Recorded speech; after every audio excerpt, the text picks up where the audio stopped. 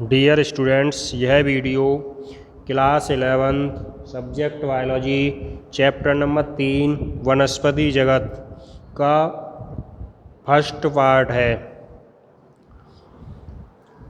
जैसा आपका चैप्टर का नाम है वनस्पति जगत या पादप जगत, आप पादप जगत वनस्पति जगत के संबंध में पिछले चैप्टर जीव जगत के वर्गीकरण में थोड़ा सा समझ चुके हैं। इसमें यहाँ पर आपको विस्तार में बताया जाएगा। जैसे आप जानते हैं कि पादप जगत या वनस्पति जगत में पौधों को अर्थात पादपों को रखा जाता है और पादपों का विशेष गुण होता है कि वे स्वपोषी होते हैं।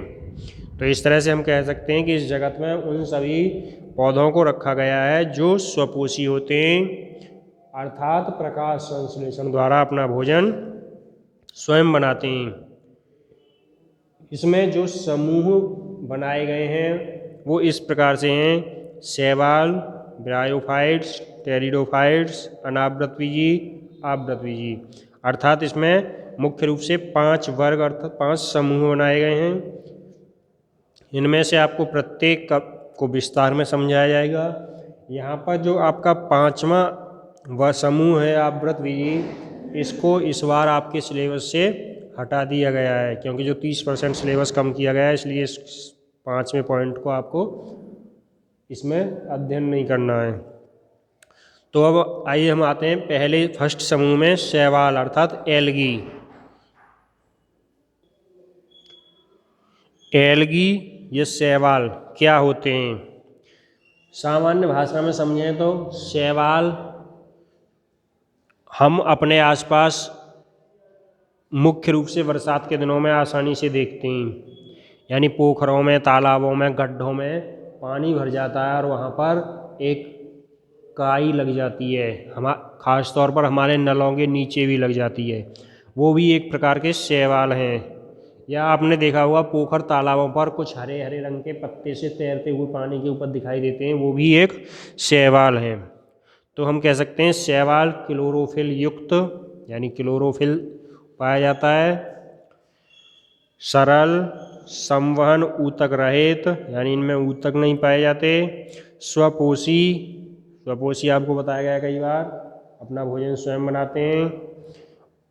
थैलोफाइट्स हैं जिनमें वास्तविक जड़, तना, पत्तियां नहीं होती, यानी इनको हम जड़, तना, पत्तियों में विभाजित नहीं कर सकते। इनका शरीर एक पत्ती के समान सा ही होता है। अगर हम शैवाल के अध्ययन की बात करते हैं तो शैवाल का अध्ययन एक अलग शाखा में, जिसे हम एल्गोलॉजी कहते हैं, में किया जाता है। अब आपको बात आती है यहाँ पे थैलोफाइट्स या थैलोफाइटा क्या होते हैं। थैलोफाइटा या थैलोफाइट्स ऐसे पौधे होते हैं जिनमें बीज नहीं पाए जाते और उनका शरीर थैलस प्रकार का होता है, अर्थात जड़, तना, पत्तियां नहीं होती। शैवालों के विशिष्ट लक्षण, यानी शैवालों के विशेष लक्षण, प्रमुख लक्षण क्या हैं? शैवालों के विशेष लक्षण में सबसे पहले शैवाल में जननांग एक कोशिकीय होते हैं, परंतु कुछ शैवाल ऐसे भी होते हैं जिनमें बहुकोशिकीय होते हैं, जैसे भूरे शैवाल। अधिकांश आपने हरे नीले शैवाल देखे हैं। शैवालों में लैंगिक जनन के बाद भ्रूण नहीं बनता। आपको जैसे बताया गया है जनन में कि भ्रूण बनता है। शैवालों का शरीर प्राय थैलस प्रकार का होता है, यानी आपको भी बताया जड़, तना, पत्ती रहित होता है। इनमें क्लोरोफिल पाया जाता है क्योंकि ये स्वपोषी होते हैं। इनमें युग्मकोद भेद यानी गैमीटोफाइट और बीजाणु भेद स्पोरोफाइट पीढ़ियाँ स्वतंत्र होती हैं तथा ये दोनों पीढ़ियाँ होने के कारण इनमें पीढ़ी एकांतरण भी होता है जो समरूपी होता है। और ये जलीय होते हैं, यानी शैवाल मुख्य रूप से जलीय पानी में पाए जाते हैं। कभी कभी ये शैवाल नमी वाले स्थानों पर, यानी बिल्कुल पानी की मात्रा में न होकर नमी वाले स्थानों पर भी पाए जाते हैं, जैसे लकड़ी वगैरह पर उगाते हैं। कुछ शैवाल परजीवी भी होते हैं, जैसे सीफेल्यूरोस, जो मुख्य रूप से चाय, कॉफ़ी होती है, जो चाय, कहवा, इनकी पत्तियों में लाल कीट नामक रोग उत्पन्न करते हैं। तो इस तरह से ये परजीवी के रूप में पाए जाते हैं।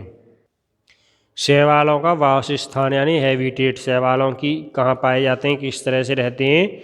तो शैवाल अभी आपको बताया पानी में पाए जाते हैं, मुख्य रूप से जलीय होते हैं इसलिए पानी में पाए जाते हैं। और ये ताज़े जल, समुद्री जल, गर्म जल के झरनों में यानी सभी स्थानों पर पाए जाते हैं। जैसे अगर हम ताज़े जल में बात करते हैं तो ताज़े जल में डायटम्स, स्पायरोगायरा, बॉलवॉक्स आदि प्रकार के शैवाल पाए जाते हैं। समुद्री जल में सारगासम, लैमिनेरिया, ग्रेसिलेरिया। गर्म जल के झरनों में ऑसिलेटोरिया, सिन्कोकोकस इस तरह के शैवाल पाए जाते हैं। परंतु ये भी ध्यान रखें कि ये शैवाल ये जरूरी नहीं है कि जो आपको नाम बताएं ये केवल विशेष इसी स्थान पर पाए जाएं, ये एक स्थान से दूसरे स्थान यानी ताजे जल वाले समुद्री जल में भी पाए जा सकते हैं। Second point, protoderma. Protoderma epizoic शैवाल यानी प्रोटोडर्मा एक शैवाल की प्रजाति है जो शैवाल कछुओं की पीठ पर उगता है। जैसे ही ऑसिलेटोरिया या साइमन सिएला ये मनुष्य और जंतुओं की आंतों में भी पाया जाता है। इसी प्रकार नॉस्टॉक नामक शैवाल एंथोसिरोस नामक ब्रायोफाइट्स में पाया जाता है।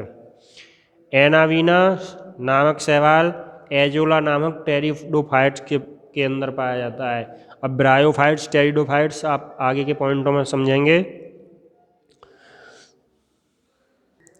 शैवाल की संरचना, आकार आकृति। अगर शैवालों की आकार आकृति में बहुत प्रकार की विभिन्नता होती है, यानी शैवाल कई प्रकार के अलग अलग आकृति होते हैं, ये निश्चित नहीं है कि इस आकृति के होंगे। तो ये एक कोशिकीय होते हैं, तंतुमयी भी हो सकते हैं, विशालकाय भी हो सकते हैं और इनकी आकार माप अलग अलग प्रकार की होती है। अगर जैसे एक कोशिकीय में बात करते हैं तो एक कोशिकीय में दो प्रकार के हो सकते हैं, चलभी और अचलभी। जो चल होते हैं उनमें फ्लैजिला नामक संरचनाएं पाई जाती हैं जिनसे वो गति करते हैं, जैसे क्लेमाइडोमोनास। अचल शैवाल, इनमें फ्लैजिला नहीं होते इसलिए ये गति नहीं कर पाते हैं, जैसे क्लोरेला डायटम्स आदि। अब बहुकोशिकी की संरचना की बात करते हैं तो बहुकोशिकी शैवाल मंडली यानी कॉलोनियल रूप में पाए जाते हैं, अर्थात इनमें अनेक कोशिकाएं व्यवस्थित होकर एक कॉलोनी समूह के रूप में एक जगह इकट्ठी हो जाती हैं, जिसे हम मंडलीय कहते हैं। सूत्रवत अर्थात तंतुमय, तंतु के समान। ये अशाखीय और शाखीय दोनों प्रकार के होते हैं। अशाखीय में यूलोथ्रिक्स, स्पायरोगायरा आदि और शाखीय में क्लेडोफोरा। तो इस तरह से बहुकोशिकीय की अलग। इसी तरह बहुकोशिकीय में आभासी मृदुतकीय, यानी आभासी मतलब बहुत हल्के अर्थात नाम मात्र के मृदुतक होते हैं। तो कुछ शैवालों में तंतु विभाजित होकर अनेक शाखाएं बना लेते हैं जो पास पास होकर मृदुतक प्रकार की दिखाई देती हैं, जैसे पॉलीसाइफोनिया। कुछ शैवाल नलिकीय यानी नलिका प्रकार अर्थात एक पाइप के समान रचना में होते हैं, जैसे वाउचेरिया। मृदुतकीय यानी इनमें कोशिका विभाजन द्वारा आभासी मृदुतक जैसी संरचना बन जाती हैं, जैसे अल्वा। तो इस तरह से शैवालों की संरचनाएं भी अनेक प्रकार की होती हैं।